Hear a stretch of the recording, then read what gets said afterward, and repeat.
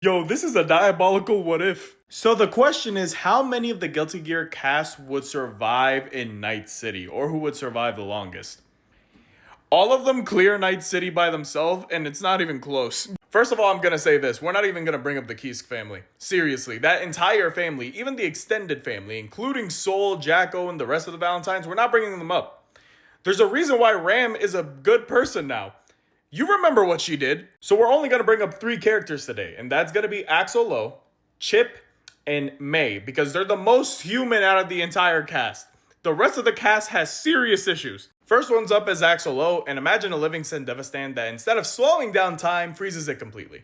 He can also travel back in the past, but he doesn't do that because if he changes something, then everyone he knows basically dies, and he's not gonna do that. Now, as for his combat weapon, it's a chain with a sickle at the end of it, and that's really it. This man basically clears out Night City due to him being able to stop time and also basically stop anyone in his path. Like, Atom Smasher wouldn't even get close to this guy.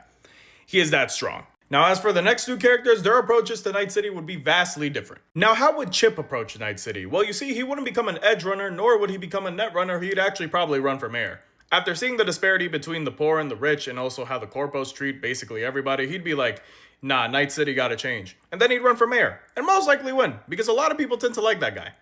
Chip is a very cool dude. Now, let's say there's some foul play and someone tries to take him out. That would basically be impossible. The man's a literal ninja. He knows substitution jutsu. He knows how to clone himself.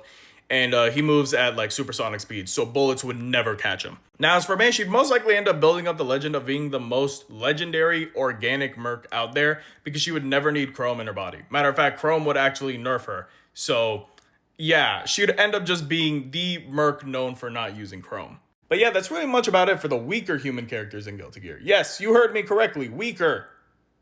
Because there are other human characters in Guilty Gear that are so vastly stronger that if you drop them anywhere into Night City, that would become their own personal backyard. And you wouldn't want that.